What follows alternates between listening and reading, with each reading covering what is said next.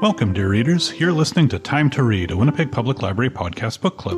We're recording today from the Carol Shields Auditorium at Millennium Library in Winnipeg, which is within Treaty 1 territory, the traditional lands of the Anishinaabe, Innu, and Dakota peoples, and in the national homeland of the Red River Métis. Our drinking water comes from Shoal Lake 40 First Nation in Treaty 3 territory. In this episode, we will be discussing Moon of the Turning Leaves by Waubgeshig Rice.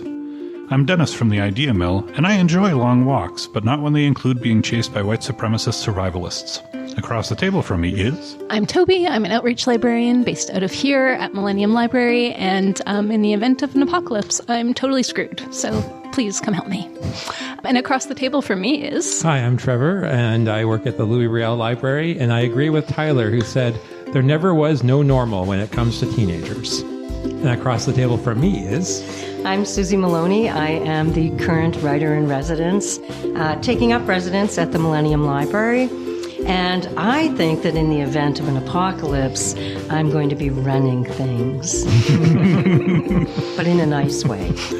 That's good to know. A good book can carry me away from an average and ordinary day. Yeah.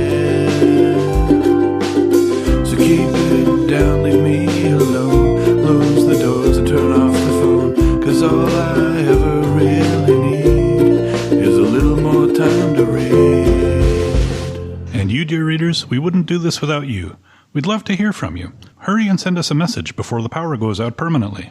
You can find our email address and all our social media outlets by going to wpl-podcast.winnipeg.ca and scrolling to the bottom of the page. Hang around till the end of the episode to enjoy our favorite segment, Nerd Words for Word Nerds. Before we dig in, let's do a quick check-in with the panel, and in particular, let's check in with our special guest. Welcome to the podcast, Susie. Thank you. A check-in. Well, I'm fine, thank you. Should I tell a little bit about myself? Yeah, I mean, we've met you, but our listeners haven't yet, and they might not know all of the different stuff you've done. That's true. Yeah, my first question to you is, you are the writer-in-residence. Do they let you go home? No, I have to live here. Also, I have to remain celibate. I was worried about that. Yes, my husband's very upset.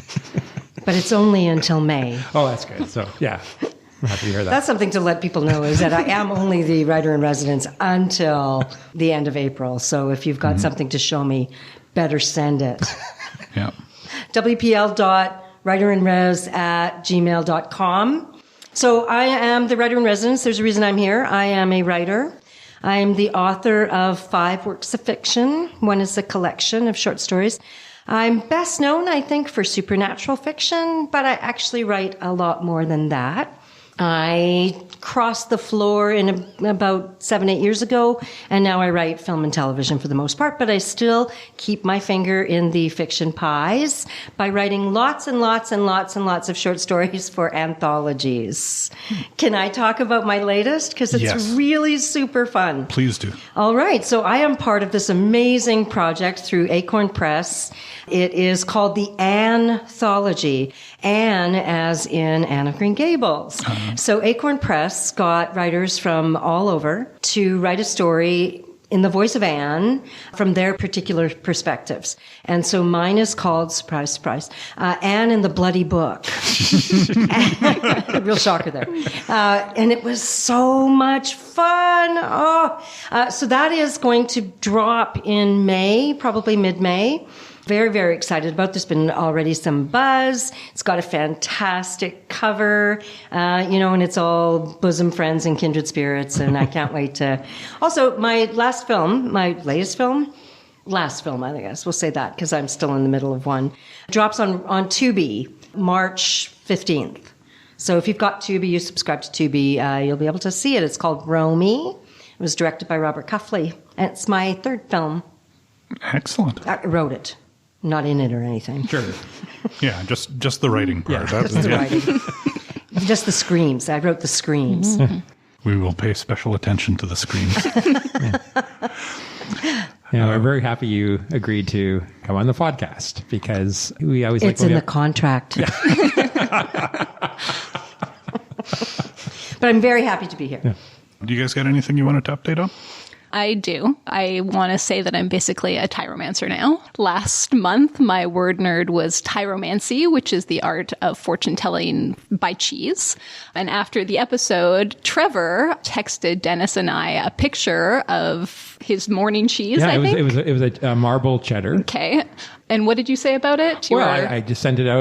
It's just a little joke, and I said something like, "Oh, I wonder what the cheese will tell us about today." And it just meant it's a little joke. And then something quite amazing happened. Well, I saw a cat in the cheese, and I saved the image, and I drew on it to show where the cat was, and I sent it back to them. And I said, "Oh, maybe this fortune is for Dennis, who has been talking about getting a new cat since his other cat passed." And not long after, you did get a new cat. Yes. So if you were listening last time, I mentioned how 2023 started with the loss of my cat. So this year, we did adopt a cat named Cooper.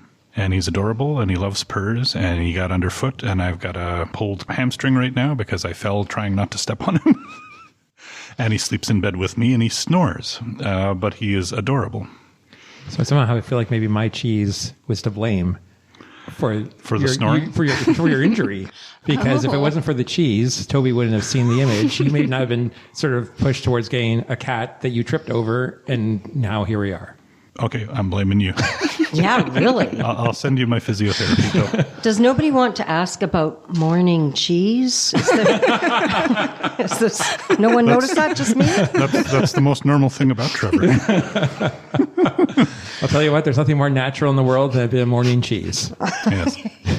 I'm going to have to We're look not into going to question that phrase at all. Well, tyromancy is now my side hustle, so hit me up if you want some fortunes told. So you need to provide the cheese.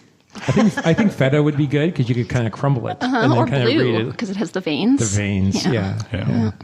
blue cheese because you could smell the future. Yeah. That is true. And since we're talking up our past nerd words, my nerd word last time was enshittification. And I think probably because I mentioned it, Cory Doctorow himself is coming to Winnipeg on Tuesday, March 26th between 2 and 3. Very specific. Yeah. He lands at 2. Well, he'll be here anyway. And this is, I'm actually not sure where. I think it's the University of Winnipeg. But anyways, you can search for it online. I'll put a link to the registration thing I found. So you can go listen to him talk about the nerd word. Are you going to go? Probably not. I am. I think I'm probably working at that time. Oh. So What day is that? What's the date? Tuesday, March 26th. Tuesday going in the anyway. afternoon? Yeah. I'm going anyway. Yeah. So we have to, I guess, take extra care with our nerd words because we don't know what kind of power they have in the world. That is very true. Or maybe it's this coven that I've joined. It could be indeed. I can't wait to hear what you're... Run by I don't feel comfortable holding hands with you guys anymore. I feel like we should let go. Yeah, maybe the table will stop floating then. Blow out that candle. Okay, with that out of the way, let's go into the main body of the podcast. Toby's going to tell us about the author, after which Trevor will give us a summary of the book. Okay, Waubgeshig Rice. He was born on April 22nd, 1979, and he is from Wissaxing First Nation, which is near Parry Sound in Ontario. In grade school, he was an avid reader and writer, but was unsure what he wanted to do with his life. His aunt introduced him to Indigenous authors like Richard Wagamese and Lee Maracle. In his last year of high school, he applied to go abroad for a year and was selected to go to Germany. The newspaper editor of the Anishinaabeg News heard about this and asked if he'd want to write about his experiences being an Indigenous youth in a European country, and this inspired him to go to journalism school. He graduated from the journalism program at Toronto Metropolitan University in 2002. He spent most of his journalism career with CBC as a video journalist and radio host, including working for the CBC here in Winnipeg with the likes of fellow Indigenous journalists Sheila North and Waubgeshig. He published Midnight Sweat Lodge, a short story collection, in 2011. This book was inspired by his experiences growing up in an Anishinaabe community and was worked on over the course of many, many years. When he was living here in Winnipeg, he pitched it to Thetis Books, who offered him a contract and paired him up with our good pal Jordan Wheeler, who helped him write it. Yeah. His debut novel, Legacy, was published in 2014. His second novel, Moon of the Crusted Snow, was published in 2018 and was a national bestseller and received a lot of critical acclaim. It also experienced a resurgence in popularity due to the pandemic. Thanks to the book's popularity, he was able to leave his job at the CBC in 2020 to focus on his writing full-time. He had not intended to write a sequel to Crusted Snow, but the fans demanded one, and he acquiesced, publishing Moon of the Turning Leaves in 2023. Future writing plans for Rice include children's literature and another novel that is more lighthearted and humorous, paying tribute to the resilience of Indigenous joy. He lives in Niswakamok, also known as Sudbury, with his wife and 3 children. He has a black belt in Brazilian Jiu-Jitsu, is a self-proclaimed metalhead, and enjoys a good club sandwich. Nice. So today we are going to be discussing his novel, Moon of the Turning Leaves, but I think we can also think of this book in terms of the first book that he wrote, Moon of the Crusted Snow. So I won't spend a lot of time on the first book, but all we need to know really for the second book is that it takes place in a remote Indigenous community in Northern Ontario where all of a sudden the power goes out. And as the winter moves on, things get worse and worse, and it's unclear exactly what's happening down south. Strangers show up at the community and things kind of go bad. And then at the end of that novel, the survivors decide to relocate and start a new community a little further away. So we pick up the story 12 years later since the lights went out, and we reconnect with this community in Northern Ontario. And they realize, the community leaders, that change is necessary. The fish are less plentiful in their lake. The trap lines are all getting trapped out. So the elders decide that their best hope of survival is to relocate to their ancestral lands along Georgian Bay and Lake Huron to the south, where the hope of better conditions lie. So the community sends a 6-person scouting party. It's led by Evan Whitesky, and the others are Nungans, his daughter and an excellent hunter, Tyler, who is Evan's best friend, Cal and Amber. Cal sort of just volunteers. He's the first to volunteer, and Amber's they're inseparable. Amber's his girlfriend, and she has knowledge of traditional medicine. And then the last one to join the group is JC, James Charles. He's the oldest member of the group, and he's sort of the resident elder navigator. So the whole plan would be that this expedition there and back would take roughly 2 months, covering about 1,000 kilometers return. If everything went well, the group would return and report their findings before harvest. So the rest of the novel is made up of we follow the 6 walkers as they make their way south into unfamiliar lands as they investigate the feasibility of relocating their community. The balance of the novel traces the group's journey and the unexpected signs of hope and instances of unbridled evil. Good summary. Thanks. I think the last time I went too far. I said everything, and then you're like, whoa, we should put a spoiler alert. So I thought just leave it there.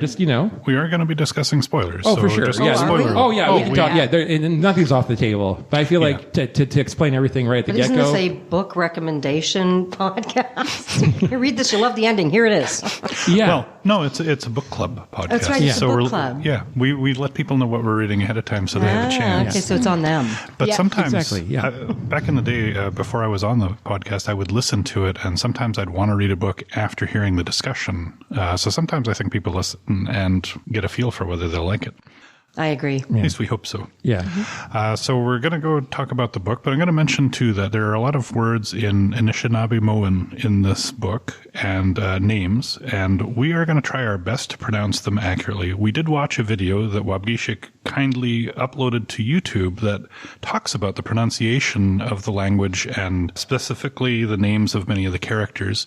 And I did watch it, and all of us watched them, but I am bad with sounds, and I'm going to mess them up some, so please be kind as we try to pronounce correctly. That's right. So how did you guys find the book? I got it at McNally Robinson. Oh, find the book, like read it. Yes, but we always leave It's a that great space book. for that joke. It's a dad joke. You went to the book launch, didn't you? Or no, you didn't? Yeah. No, I missed the launch. Okay. Yes, that was COVID season at my house. Right. Yes, I missed some days at the library too. Oh, yeah. Still people mad at me. It's a great book. I was an early adopter and a huge fan of Moon of Crusted Snow. And I'm absolutely a sucker for anything that is apocalyptic or dystopian. I feel like it's kind of a blueprint for us to study because it's all a-coming. And Moon on Crusted Snow surprised me, thrilled me, delighted me, and couldn't wait for Moon of the Turning Leaves. One of the things that he said in an interview was, or maybe it was even on that upload to YouTube, was that the language is, in an English language book, it's a wonderful kind of way to introduce to people a language that is having a revival. And it's Anishinaabemowin. Is that how you say it? Anishinaabemowin? Bemoan? Bemoan? Is that Is it? there an M? I don't. I'm not sure. I did try to write them out phonetically and figure out how to say them, but yeah, and we should, of course, try very hard to say them correctly because they can say Susie and Trevor and Toby. So we should try to speak their language as well. Oddly enough, they have a very hard time with Dennis. That's a very hard... Dasis. One more time. Dasis. Close enough. Dasis. Just don't call me late for dinner. Another dad joke. That's two. The dad joke podcast all of a sudden. Yes. So yes, but the thing that is so key to both books is the characters. And you do get to follow some of them from the first community into what becomes two more communities. And, that kind of consistency because you fall in love with characters. And that's I think the beauty of a sequel is that you get to see what happened. And Nangos.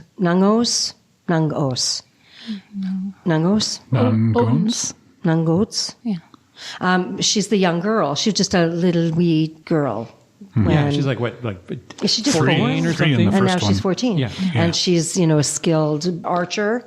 And that's how she's hunting, which is brilliant because the world is running out of bullets. Mm-hmm. And, she's very accomplished. She grew up you could say, in a traditional way and has no concept of what the world was before the great outing of power. And it's fun to watch her go through the parts of this city that are now crumbling and falling apart and seeing them. They're described to us in a sense that we sort of know what these buildings are. They're gas stations. And I like that one point where he says the restaurant recognized by its one large letter, and you're like, McDonald's. Exactly. I love that. It's one large letter. Yeah. He has a gift for description where he doesn't have to say everything, but you can figure it out. It's nicely done. Yeah, and I similar, like I had read Moon of the Crusted Snow. Actually, I think it was on Toby's recommendation on a previous podcast when we were talking about Eden Robinson, and that was one of your tell me about another books I might like books. I read a lot of post-apocalyptic books, and I just love the take on this one where it was like for the indigenous characters, this is nothing new. Their apocalypse has already happened 500 years ago. So the rest of the world's just kind of catching up, and they're well suited, so to speak, to pivot. Remember that word we used at the beginning of the pandemic, to a different life, because they have the tools and the knowledge and the teachings. So I kind of loved that part of it. And then I picked up the second one and read it because that was Susie's suggestion for this podcast. And, again, we got to see the next sort of chapter. And I was wondering about that, whether it was intended as a sequel or not. The way that it's written, kind of spoilers at the end, we're not going to get a third one, I don't think. We don't need one yet. No, exactly. But so it's kind of an I don't know what you call that. It's not a trilogy. What do you call it when there's two books? Duology. I mean, it might just be a duology. But I guess I was thinking that this was going to be the second book of a trilogy. And so I was thinking, okay, this is going to end on a cliffhanger. This is going to be like The Empire Strikes Back or The Two Towers. But it kind of resolves in kind of a satisfying way.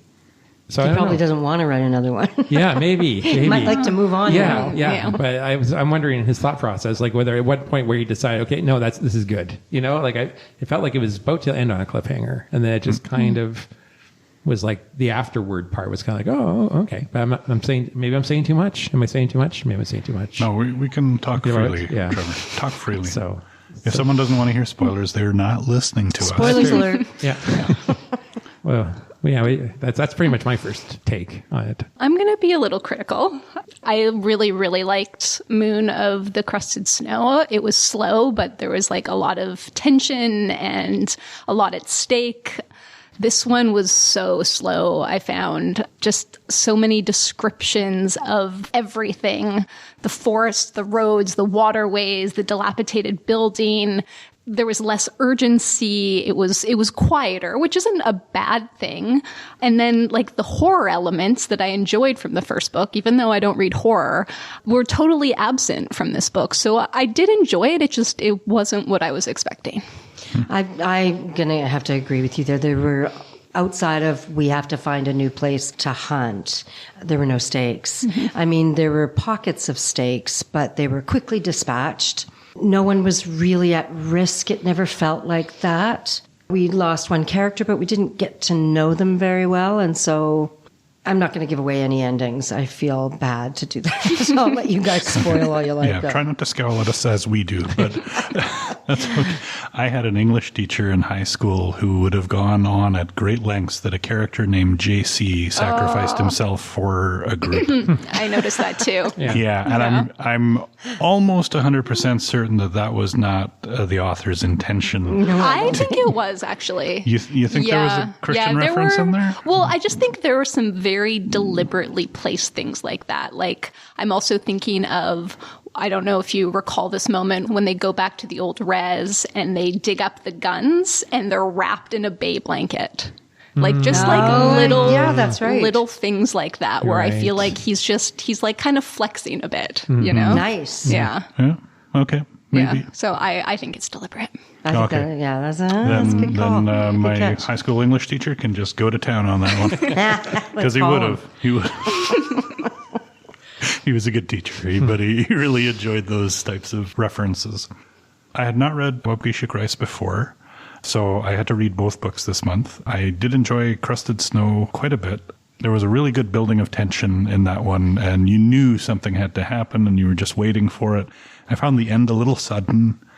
I found that there were maybe other ways he could have developed it more fully. It was a short, it was like a sketch, a post-apocalyptic sketch, and I thought it was really well done, but I could see potential for more. And in Turning Leaves, it was a different pace. I don't know, I felt like we learned a lot about Evan in the first book, and I feel like we didn't really get as much Evan in this one because the focus was on Nangongs. But we didn't get much about her either. We didn't get hopes, dreams, falling in love. It's a 14-year-old girl.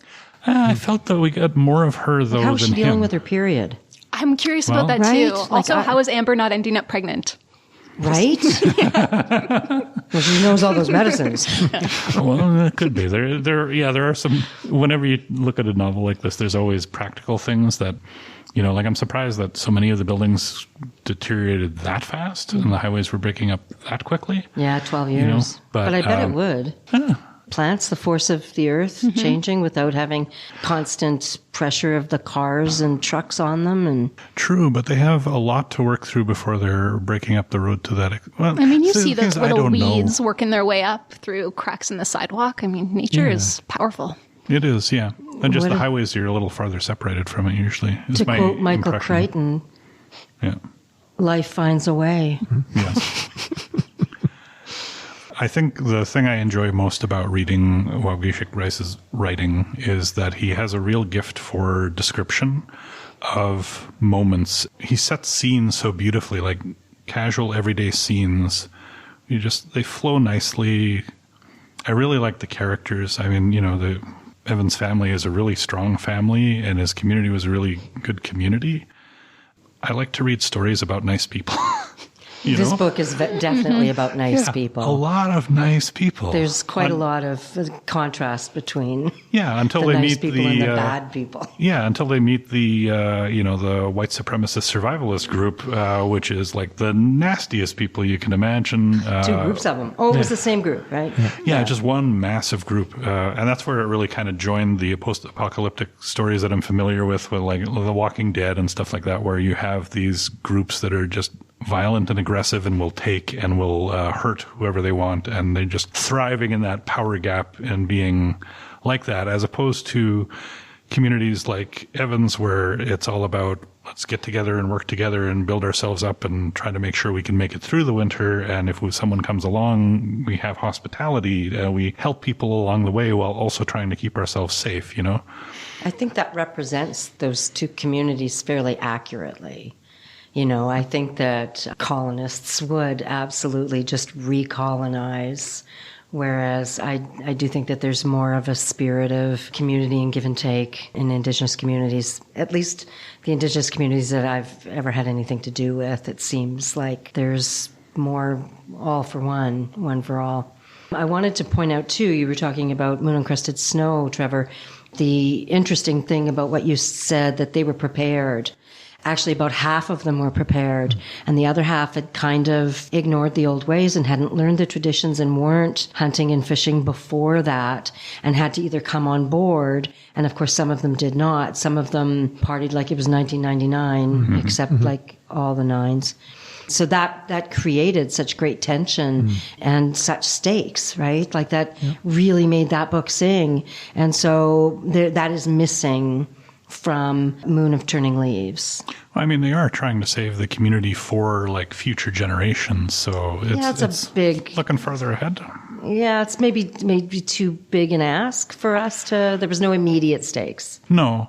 They were doing great till those nasty white supremacists. No, they were doing okay though, but they had fewer moose and fewer deer, and the fish were smaller and not as plentiful. That was a great allusion there at the beginning, where they basically said, our communities in the past, they used to move. They were nomadic.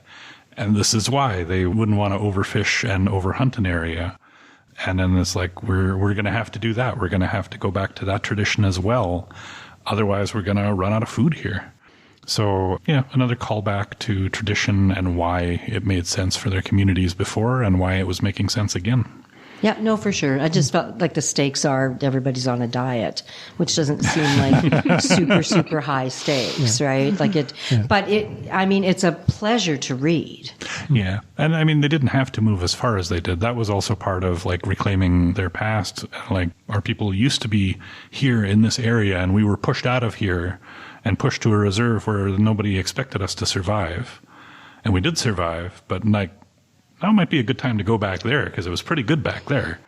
I have to say, so I used to live in Northern Ontario. I spent 10 years in Northern Ontario, and I lived on Manitoulin Island, and that's where they settle. I'm absolutely certain that he's talking about Manitoulin Island because he's in Sudbury. Sudbury, the island is, an hour from Sudbury, so great place to end the world. We shall all meet there. Let's just all meet there.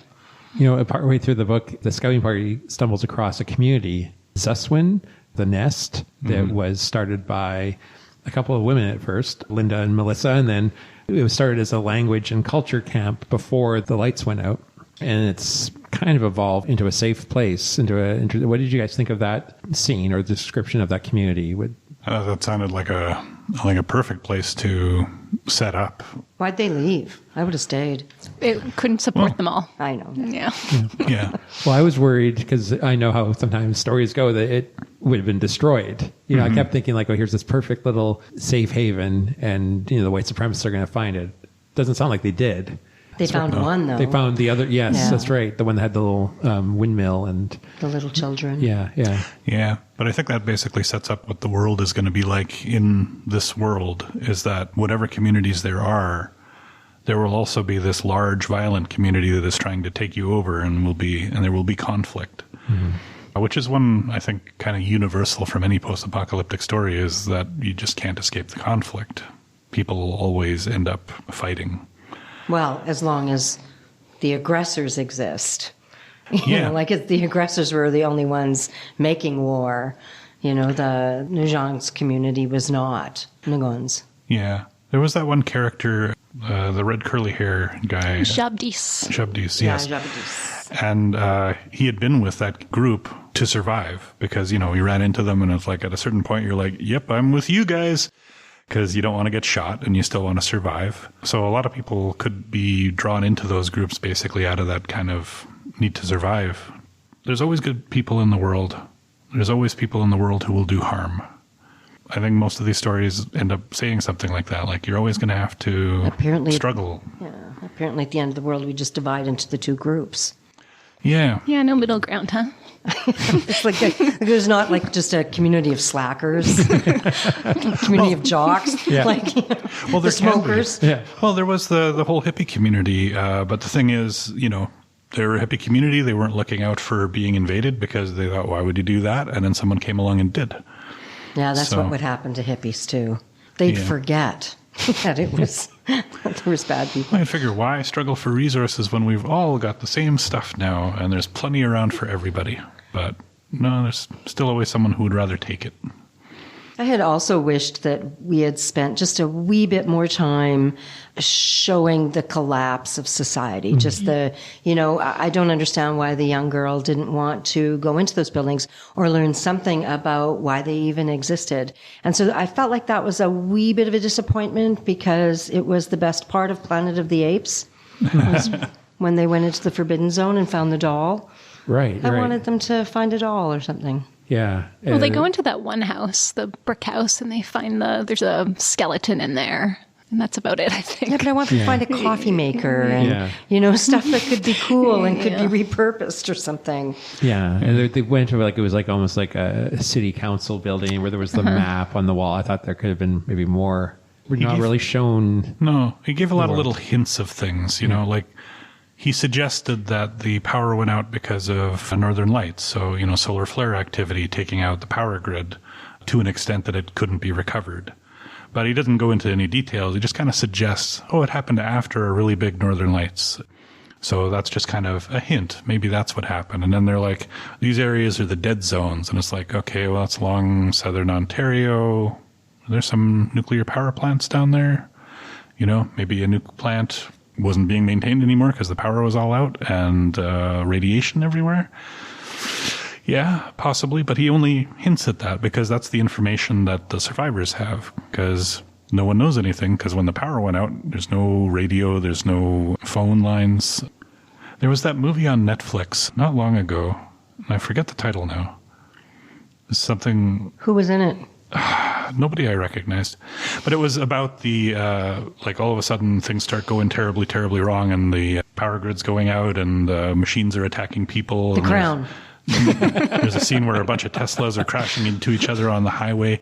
And the thing about the movie was... That had Julia Roberts in it. Oh, yeah. Julia Roberts. Oh, yeah, her. Yeah, I'm not good with names and faces.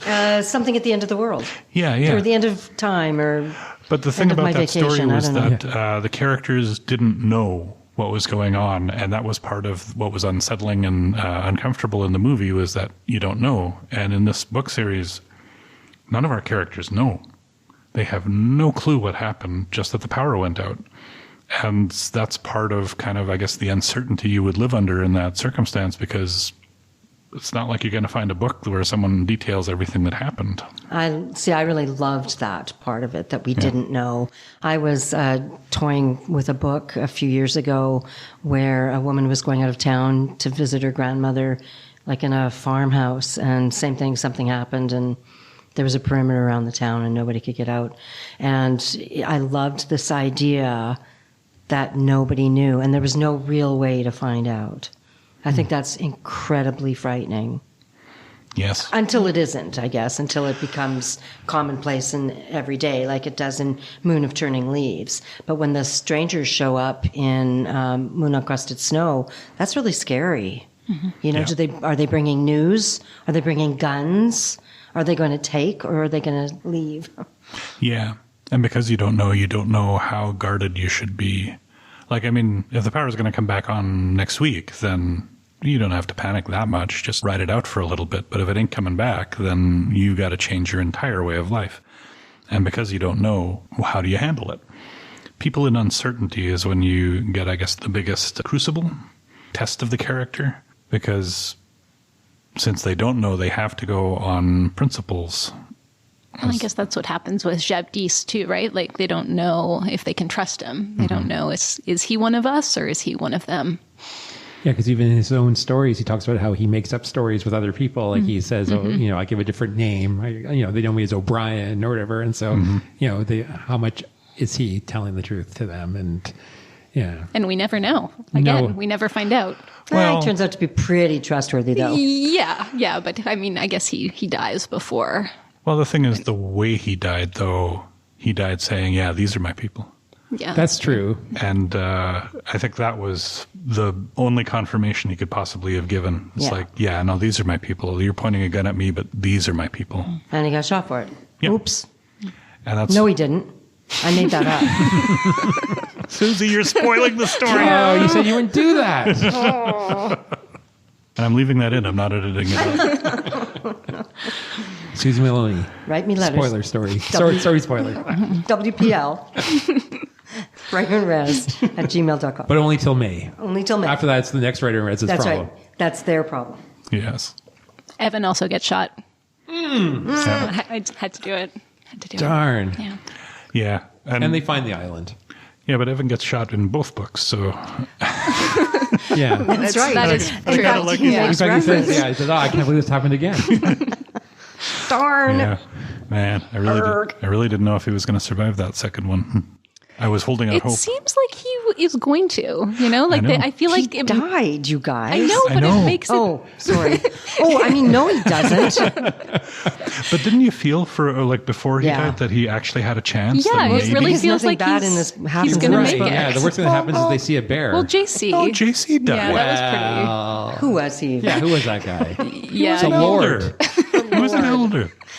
Also, died for their sins. the moment that his leg broke, I was like, "Oh crap!" That's always like, Yeah. and I was like, "Are they going to leave someone with him while the rest of the group goes?" And Are they that's going to risky. shoot him like a dog? Let him Right? In the starve. street. Yeah. Yeah, and you know they wouldn't do that.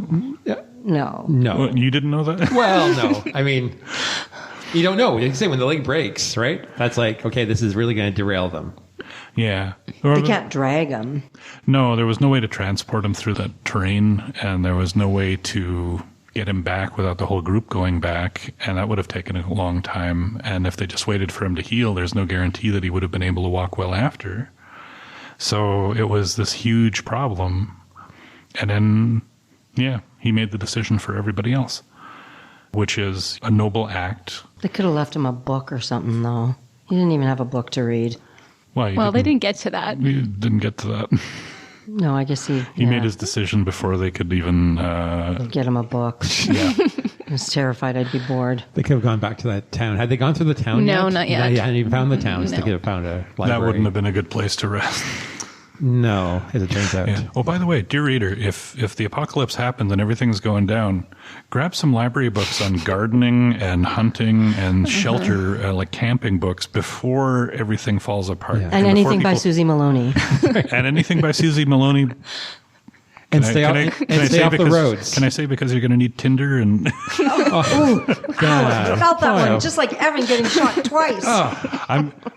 I'm kidding. The first thing you do is you grab the Danielle Steele and the James Patterson, and those are your Tinder, and you won't run out for a while. Absolutely. Yeah. But yes, yes. Or some really hot romances, 'cause they'll burn really well. Paperback. Yeah, but don't get the DVD players because you won't be able to watch them. Like, just get the books. Batteries. Generators. Generators. Can't you get electricity from a potato? Oh, Just get yeah. a super Yeah, big we potato. have- I've seen we it have done. kits that you can... That's like, right. Do you have to bake the potato first? No. Oh. No. But it's No, going to no. be so hot at the end of the world. They'll bake anyway. Yeah. I think I'd rather eat the potato anyway. Well, after you've watched, Yeah. something with Julia Roberts in it. Yeah, exactly. Yeah. Do we have any other topics we want to touch on in this book before we move on to the next segment of our show? I'm always hoping for and this relates actually to what I said before about having, the contrast between the old world and the new world.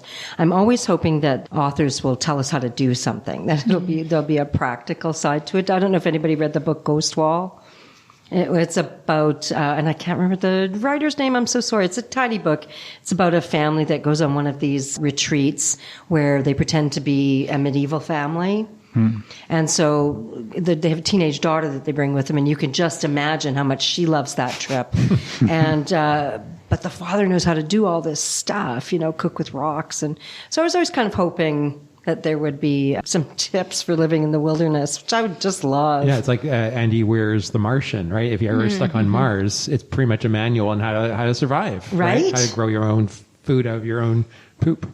That's right. So if you do get to a library, perhaps that is the one movie that you can use your potatoes to power to watch.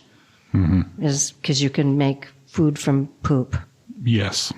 Usually it's the other way around. And usually not human poop, because human poop isn't nearly as good as other animals. Yeah, but that's all he had. He was on Mars. Yeah, he only had his own. Yeah, that reminds me of Matt Damon. Yeah, Matt Damon's poop is a higher highly, quality. there's lots of nutrients. It's a better quality poop than the rest of I us. mean, he did win an Oscar. But Yeah. this did just remind me of the one thing in this book that I thought, after all this happened, what happened to the farms? Like, there's a lot of farms across North America. There's animals. There's cows and pigs and They were probably sheep all and slaughtered chickens. for food in the By then, first, yeah, 12 6 years. months. Well, Zebedee worked on a farm for a while. Remember part of his story when he was a pickup, or he was a long distance trucker, and then he spent like 6 years at a commune or whatever. But I would think that would be the thing to do. Go to the farms and manage the animals, because you're going to need them. Make sure some farmers survive. Well, And- and for all we know, maybe they are, right? Because we have a very narrow ribbon of knowledge, right? Yes. We have the community that's lived isolated for 10, 12 years, and then they've kind of walked several hundred kilometers. But there could be very fully functioning farms. Yeah. Well, they were growing stuff because they had berries and Linda's place had lots of produce. Yeah. Right? Yeah. Tomatoes and I realized modern farming wouldn't work because it relies so much on heavy equipment and lots of chemical fertilizer and things that you wouldn't be able to maintain when all the power went out. But there's still a lot of knowledge, and there would still be all those animals that I know you'd have to eat a bunch of them at the beginning, but you can raise chickens. They don't take up that much food relative to like a cow. And there's lots more than just chickens that you can eat, right? You can eat ducks. But I think that's not that particular community's menu. No, right? no. Yeah. And you're right. We only see a very thin slice of things. But that's the thing that occurred to me later is like, man, I wonder how the farms are doing. Anyway, any other final comments on the book? I was just thinking, wouldn't that suck if like all the rest of North America was doing just fine, and they were just living in this narrow band of desolation? And they found out. Yeah, Be like the village. Yeah. And they're like, wait a second, there's an airplane or whatever. Yeah. Like over in Thunder Bay, everything's fine. Get closer and closer to the border and your phone rings. Why didn't you guys come for us? Yeah. That would have been something. Yeah. Maybe the third book. Yes, that's the third book. Yeah. Europe is like, we didn't even miss you guys. Tourists are just arriving. Yeah. Manitoulin Island had a lot of tourists, by the way. It's essentially a tourist place. It is North America's largest freshwater island. It actually might be the world's largest freshwater island. 10 years I lived there. It's beautiful. Absolutely stunning. Lots of tourists, though. Population triples in the summer. Yeah. But it's on the water, so you can kind of avoid them. Okay. Well, I think I can say we probably all recommend this. What do you recommend the book? Absolutely. I recommend both books. Both books. Yeah, I would say for sure. Toby? First one for sure. This one, meh. Yeah, I will say the first one, definitely worth a read. Second one, if you really like the world and the characters and you want to see what else they do, yeah. But it's the first book is stronger. The second book has some interesting ideas, just not as strong as the first book. That's not a knock on the author. It's just, it's hard to follow up a really good book with another really good book right away. Yeah. I think if you read the first book, you'll want to read the second book. Yeah. Yeah. You'll want to read anything he's written. Yeah. Right? Let's say his name again. Waubgeshig Rice. There we go. Waubgeshig. Okay, so let's move on to our next segment. Can you tell me a book I would also like? Who's got a good book? I do. Yeah. Let's hear it. It's not related, and it's an American book, but it's called The Reformatory by Tananarive Due. Tananarive is, one of my people. She writes supernatural, and this is a magical realism book, and it's got a wonderful backstory. It is based on the experience of, I believe it's her grandfather at a notorious reformatory, I believe in Georgia. She's a black writer, so her grandfather was a black child who was sent, and oftentimes they were sent for incredibly petty reasons to these reformatories, and it was segregated, so there was the white kids on one side and the black kids on the other side. And the warden is, in a magical realism way, he's a very, very bad, evil human being. And the little boy has this is actually his sister does as well, and so did his mother. They have the ability to see to the other side. And so, as you can imagine, with many, many, many unexplained, even unacknowledged deaths in this reformatory, there's lots of what they call haints. And so when the warden finds out that the little boy can see haints, he sets them up to trap them. And what it does is, rather than help them move on to the next world, it destroys their spirit, kills them permanently. It's a fantastic book. She's a wonderful writer. She's been around forever. I feel like, in a way, we were sort of writing at the same time. In fact, she blurbed on my third novel, The Dwelling, and she wrote The Good House. She's an incredible supernatural writer. Love all her stuff, but that's her new one. It just came out for Christmas, I think, maybe late fall. Nice. Fantastic. The Reformatory by Tanana Reeve-Dew. Excellent. Were you going to do that one too, Trevor? No, I was not. No. No, but I made a note of it. So that's great. The book I picked, I was kind of leaning into the post-apocalyptic thing, and the book I picked was Station 11 by Emily St. John Mandel. And I don't think we've read this on the podcast, but I think I know, Toby, you and I have read her books, and Dennis, I'm not sure if you... No, I had started a few pages into it, but I never did continue, and it's one of those I mean to get back to, but have not yet. When I just like Moon of the Crusted Snow, I feel like it's a book that's almost more of a sketch than a full chronicle. It's not Stephen King's The Stand, but she covers a lot of ground in the short book, where there's a super flu called the Georgia flu, wipes out North America or the world, and it follows a number of characters who we first meet them on like the last normal night kind of thing. And then we meet them again 20 years later, and then it kind of goes back and forth in time. And the interesting thing with her writing, I find, is that she's written a lot of other books that I wouldn't call sequels, but they are all kind of connected in an interesting way. There'll be a very minor character in one book that becomes the main character in another book, or there'll be a location that's mentioned in one book that becomes the main location. But I think the starting point would be Station 11. So that's my recommendation. I love that. Yes. Having these worlds that you live within, right? I find that wonderful when you're reading a book and you realize, oh my gosh, that person's also from Castle Rock. Yeah, exactly. Yeah, I love that book. And the TV show based on the book is also excellent, if you haven't seen it. I haven't seen it. So I really wanted to recommend The Marrow Thieves by Sherry Dimeline, because there's a lot of similarities. It's a post-apocalyptic novel told through an Indigenous lens. It takes place in the bush, but I have recommended that one already. So if you haven't read it, read it. But I'm going to recommend a different book called I Who Have Never Known Men by Jacqueline Hartman. This is a book in translation. It's an older book. It's from 1995, but for some reason it has had a bit of a resurgence in popularity. So it is also post-apocalyptic dystopian. It's about this young woman who lives underground in a cage with 39 other women. And there are these guards who, provide them food, but sort of look over them, but don't talk. And just like Turning Leaves and Crusted Snow, you don't know what's happened to the outside world. The older women who are with the protagonist, they have vague memories of the world before, but no one's really sure what happened or what happened to their family or their friends. And then something changes. And I'm going to stop there because I don't want to give too much away. But it's a small book, but it's so compelling, so interesting, but extremely bleak. Extremely bleak. So you have to be in the right headspace for it, but it is excellent. I Who Have Never Known Men by Jacqueline Hartman. Nice. I am unprepared for this segment. I just finished reading the book yesterday, and I didn't have any good reference in my mind. So I'm going to go with a really obvious one, The Stand by Stephen King, because it's one of the first big post-apocalyptic books I ever read. They've done treatments of it in the past, that like a longish TV movie, which I actually kind of enjoyed, which featured Kareem Abdul-Jabbar as a person talking about with a sign saying the end of the world is coming. The monster shouter. It's a really good book if you like Stephen King or horror.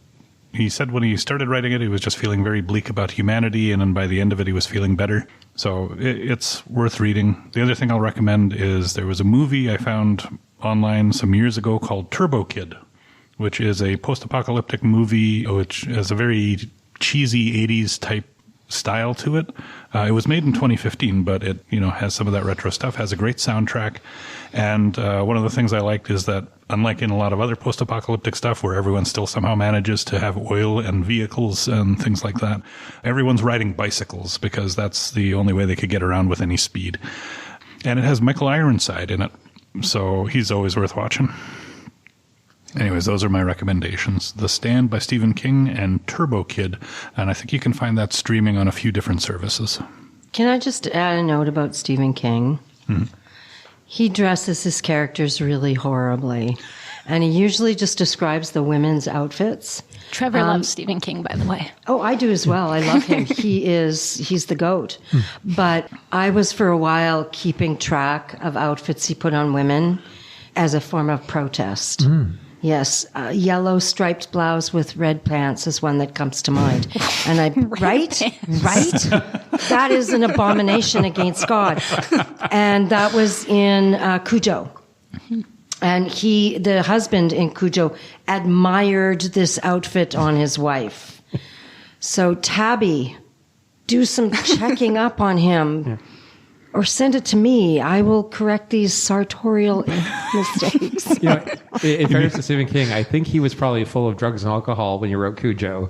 So he may not be responsible for... Well, someone's responsible for that outfit. There are editors. I think Susie is saying that there needs to be a special editor for the outfits. Let's get a fashion edit pass on this, please. Next book. Thank you. That's all I'm asking. And ruffles. There's often ruffles.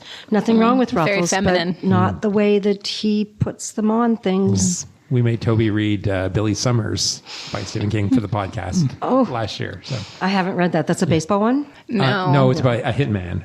Yeah, yes. Not really. It's not horror. It's like no, it's not. Yeah. One last job kind of. Yeah, the one last job and then I'm out kind of, trope. My most recent favorite was 1163. What was it? That one's so good. 11, 22, 63. 1375. Yes. That one is fantastic. It is. Yeah. He could have named it something easier, though. Yeah. So with our book recs out of the way. And a caution. Our next segment is Nerd Words for Word Nerds, wherein we opine on various words that we like for whatever reason. So who's got a word they would like to share with us? Guest of honor? I do. Yes. So I have a couple, actually. But one that I have rediscovered. I used to say it many years ago and didn't use it as much. But for whatever reason, it just popped into my mind a few months ago, and I use it all the time. And it's cattywampus. And it means exactly what it sounds like. It's like things going askew, right? And not quite working out. But the word that has never left me since I heard it when I was a kid was shenanigans. Love me some shenanigans. But cattywampus is the new one. There used to be a news group on Usenet back in the day called Alt Shenanigans, and it was all about playing little pranks and things. I used to read that group religiously. Shenanigans actually really means to pull tricks. Yeah. Like if you call shenanigans, it meant you thought somebody was cheating. Yeah. And the theme of the group was that it had to be a prank that people would laugh at afterwards, that they wouldn't be like hurt by, and it couldn't be too mean. Then it wasn't a shenanigans anymore. That's right. Then it's violence. Yeah. Yes. So it was an interesting group. My word this month is I'm sort of inspired by the book in that there was a lot of walking going on in the book. There's lots of foot traffic. And so there's an archaic word for someone that is a foot traveler and who carries a wallet, and they're called a walleteer. And I thought that would also tie into Dennis and I. We kind of have this ongoing kind of thing that we're fascinated with what people carry in their pockets, the everyday carry kind of movement. So women can't play along because we don't get pockets. No, it's everyday carry. So whatever you happen to carry, it with could be you. in a purse Could or be in your backpack. purse. But you're right, you are definitely pocket deficit.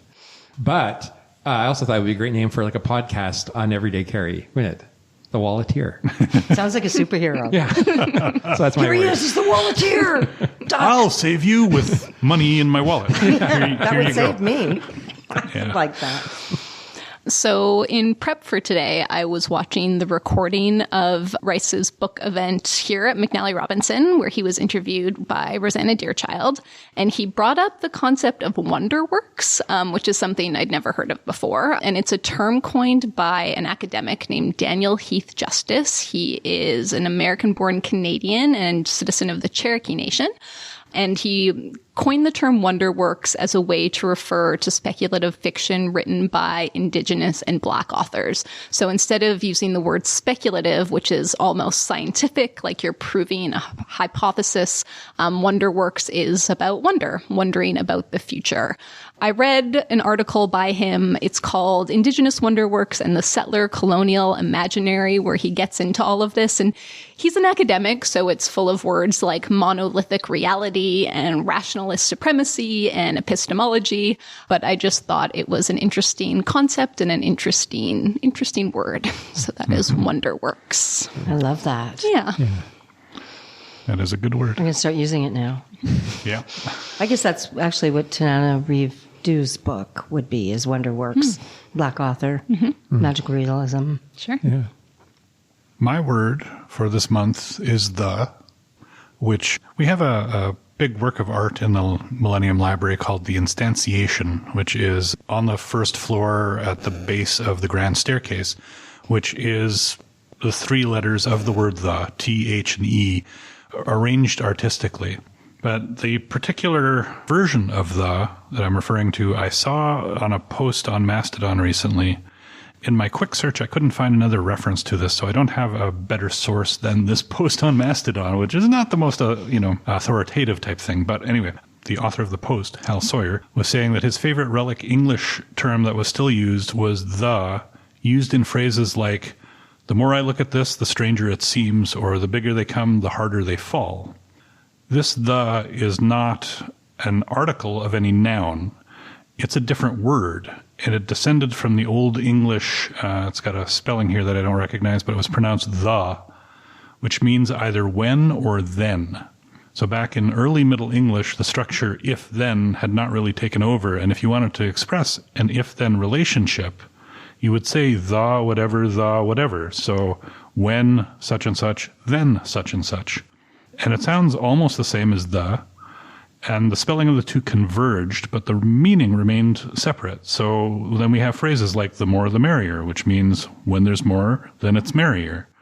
So yeah, it's just an interesting little sub-usage of the most common word in the English language. And I just thought that was really interesting. That is. I had no idea. Neither did I. I even really thought about it. No, it's just one of those phrases you accept as a colloquialism, as this is just how we say it, but then it's like, oh, okay, it's actually a different word, but it just got merged. But we still use it that way. So yeah, there is English for you. It just takes pieces and pieces from everywhere and mashes them together. Good pick. You're so smart. That guy on the internet is, yeah. What is it again? It's Enidus. How did you say your name? Enidus. Edna is this. If you say it backwards, it's sinned. Sinned. Whoa. Yeah. Oh. Yeah. Love it. Yeah. Naming my children Sinned. Unless you only spell it with one N, then it's signed, and then it's much more mathematical or Yes, musical. it is. So I'm thinking of just spelling it with one N again. And unfortunately, that's all the time we have for this month. So thank you so much for joining us, dear readers, and Susie Maloney, our writer-in-residence. Thank you. I had such a good time. We really enjoyed having you here. For next month, we're going to read and discuss Bel Canto by Anne Patchett. Somewhere in South America, at the home of the country's vice president, a lavish birthday party is being held in honor of a powerful businessman, Mr. Hosokawa. Roxanne Koss, opera's most revered soprano, has mesmerized the international guests with her singing. It is a perfect evening until a band of gun-wielding terrorists takes the entire party hostage. But what begins as a panicked, life-threatening scenario slowly evolves into something quite different, a moment of great beauty, as terrorists and hostages forge unexpected bonds and people from different continents become compatriots, intimate friends, and lovers. Have comments or book suggestions for us? Send us an email. You can find all our contact info at the bottom of the page at wpl-podcast.winnipeg.ca. You can also find all our past episodes there too. If you haven't already, subscribe to Time to Read on your favorite podcasting service. Maybe leave us a review. Tell your book-loving friends about us too. And until next time, make sure you find time to read.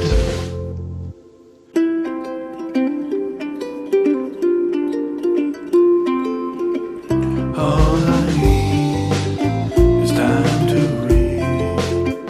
All I need is time to read. All I need is time to read.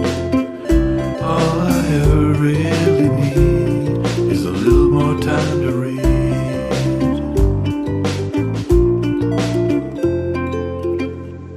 And we're done. That was fun, you guys. You're awesome. Yeah. Well, if you lose a guest or something, have me on again.